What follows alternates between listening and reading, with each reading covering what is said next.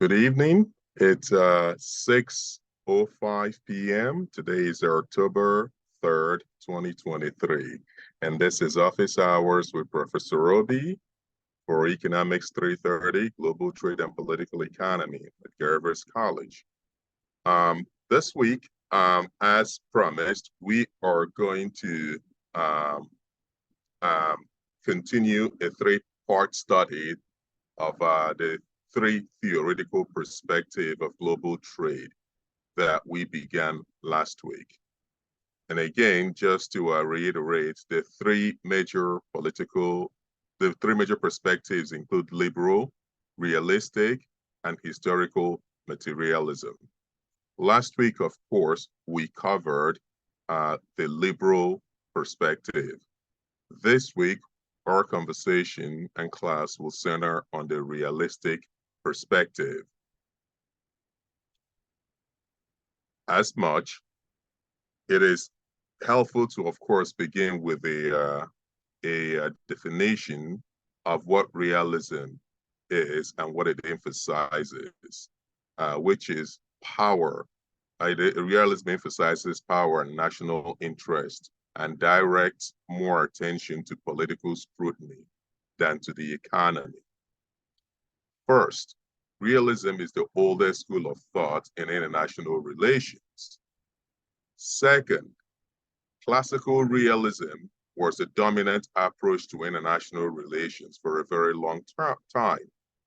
Third, realism is an important international political economy perspective today because of the debates about the decline of U.S. economic hegemony vis-a-vis emerging powers such as China and disruptors such as Russia, and about the relative merits of government involvement in the markets.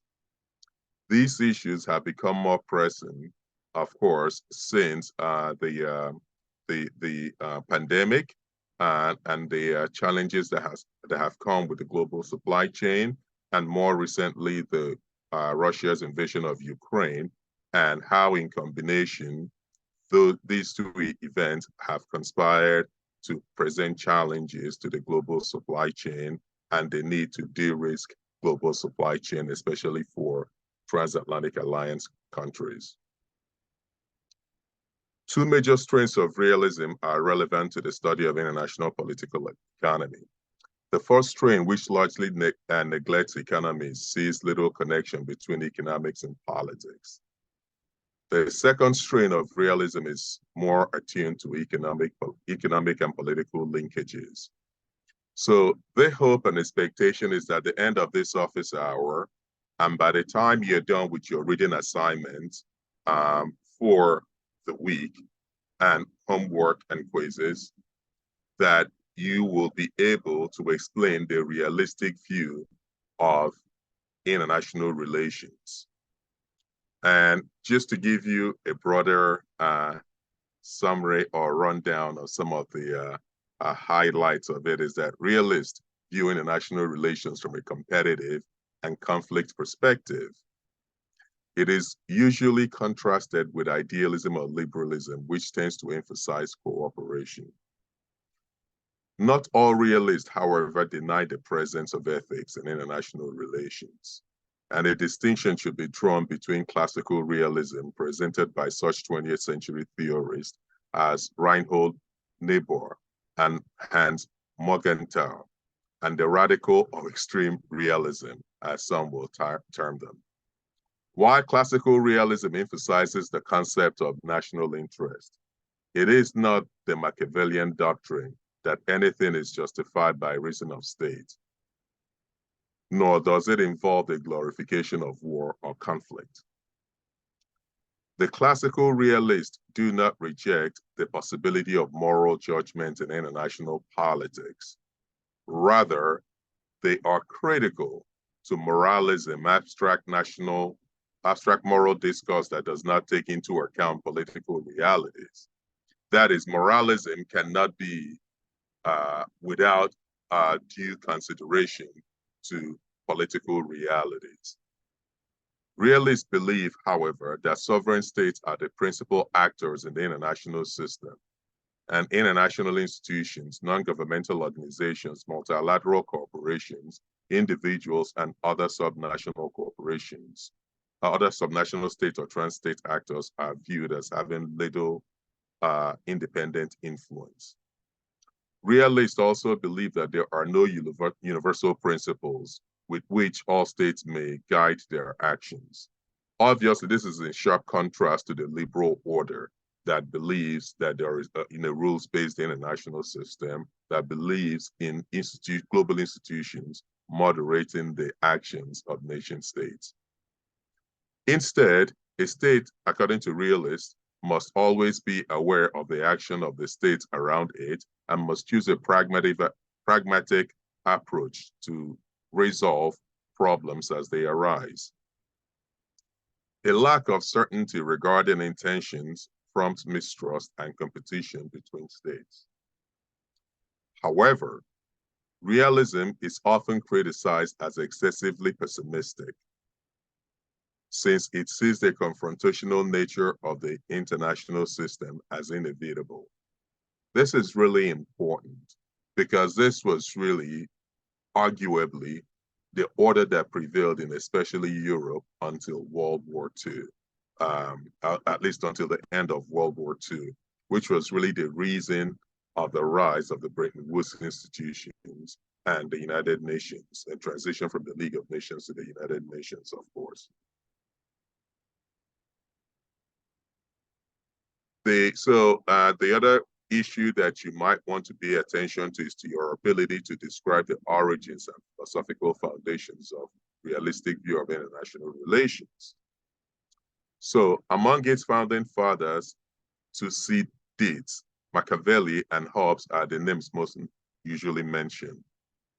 20th century classical realism has today been largely replaced by neo-realism, which is an attempt to construct a more scientific approach to the study of international relations. But classical realism and neo-realism have been subjected to criticism from international relations theorists representing liberal, critical, and postmodern perspectives. That goes without saying. So it's important that you recognize that as you describe the origins and then know how other spheres of thought contrast with that origin, or at least the ideas behind those origins stand behind. The third thing you might want to be able to have good command of is an explanation of how realism is connected to economic relations and conflict in global trade. This is, after all, at the core of the class, which is the linkage between political economy and global trade. In this regard, realists see the state as motivated by power with respect to trade. Realists reiterate Mercantilist philosophies, viewing economic statecraft, including trade policies, as one of many instruments available to states in their pursuit of power or national security. One of the promises that I made one of the commitments I made in our first class was that I was going to try to make this class as less abstract as possible and to draw linkages between our realities, current events, and the ideas propagated in this class. So as I think about this latest point, that realists see the state as motivated by power with respect to trade, realists reiterate Mercantilist philosophies, viewing economic statecraft, including trade policies, as one of many instruments available to states in their pursuit of power and national security. One classical example that comes to mind is Russia's attempt to use its near monopoly on supply, or at least its dominant market position in the European Union gas market as a coercive tool to blunt European Union reaction to its invasion of Ukraine. And the suspicion by the United States and other transatlantic countries that China might pursue a similar track, which is why you hear the European Union and the United States discuss strategic independence in their supply chains. Excuse me.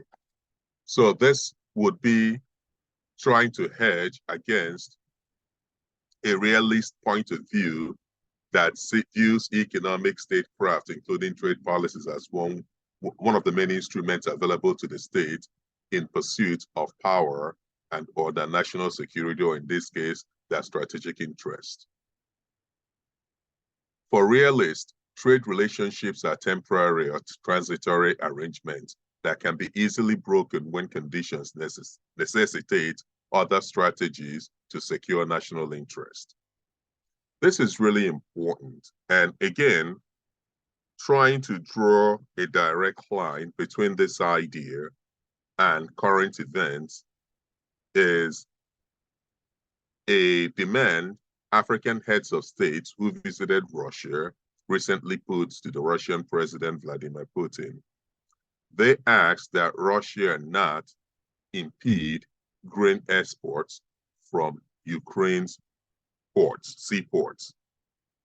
And African leaders, to paraphrase, wanted market forces to determine price and the supply dynamics of grains. Russia president made a counteroffer. He wants what seems to be a classic client relationship where trade norms do not matter as much as strategies to secure what the Russian president, considers Russia's national security interest. So what he wants is to be able to piecemeal, hand out grains to African states, some at concessionary prices, some at market price, and some as aid. Obviously, this becomes a tool for coercion, and this is a classic realist trade strategy that views trade relations as temporary or transitory rather than rules-based arrangements that can be easily broken when conditions necessitate other strategies to secure national interest. Realists do not rule out the utility of force, even against a trade partner, when the national interests are at stake, right? So if it requires using coercive force or even kinetic force to bring a trade opponent to heel, then that's all in the game. However, though, realists realize that force may be undesirable when the trading partner is vital to other national interests. Realists are less optimistic about human nature. They envisage conflict rather than cooperation or the common good to result from self-interested actions. But I think one of the biggest arguments against a realist perspective is the race to the bottom that it creates. So in this way, each state's pursuit of its own national interest, power maximization, and security produces a dilemma which in turn results in greater insecurity and intensifies threat to interstate peace. So essentially, what this refers to would be that, as one example, and again, going back to the Russian analogy, Russia would argue that part of why it invaded Ukraine is out of concern that Ukraine was edging to the west and NATO countries were encircling Russia. Saying nothing of the fact that, for instance, Ukraine is a sovereign state that is free to join associations that it considers to serve its national interests. Paradoxically, Russia's attempt to invade Ukraine simply because it thought that Ukraine was falling into the NATO axis, and therefore NATO allied countries encircling Russia, has precipitated the very outcome that Russia was trying to avoid. Namely, Finland has now joined NATO. Finland has one of the longest land borders with Russia. It's now a NATO member. Up until now, and indeed through the Second World War, Finland was non-allied, right? It was a non-allied country. And Norway is close to joining NATO as well. And this is what this last point about some of the shortcomings of the realist point of view is that as each state pursues its own national interest with respect to power maximization and security, it produces a security dilemma because other nation states will react to these actions, which in turn results in greater insecurity and intensifies threats to interstate peace.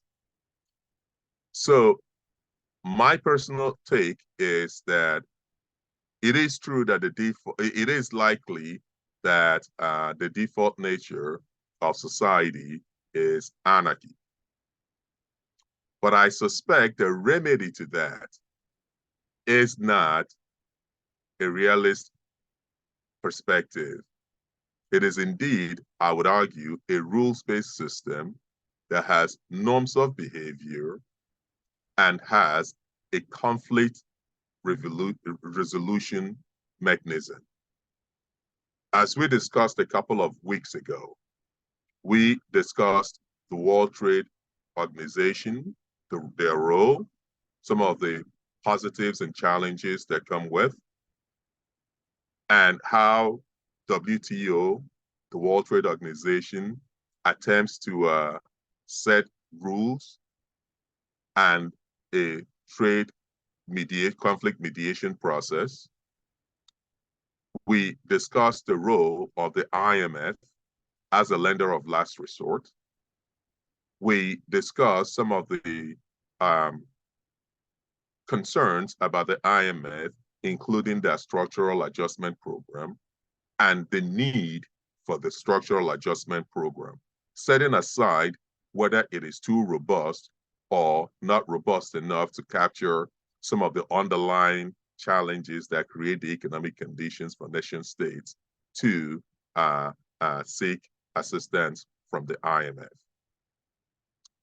We also covered the World Bank, as you may recall, which we recognized engages, its goal is to reduce global poverty. And it engages in long-term development assistance to nation states. Of course, there are other multilateral institutions, lending institutions such as the BRICS Bank.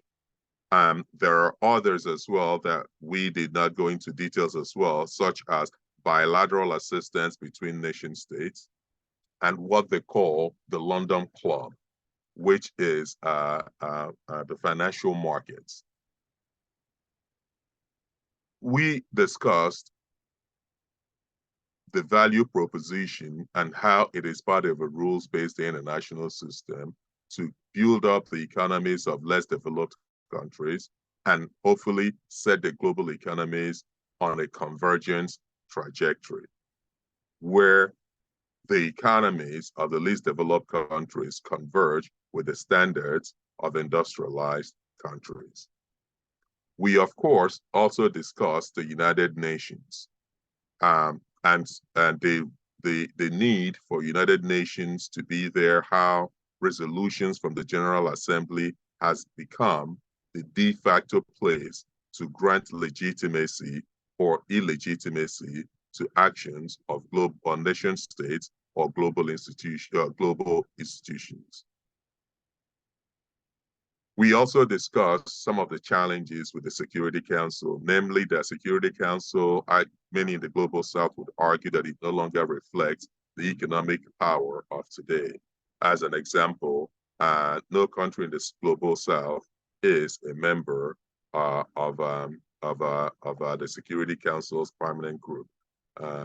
No country in Africa, no country in South America, as an example. None in Southeast Asia.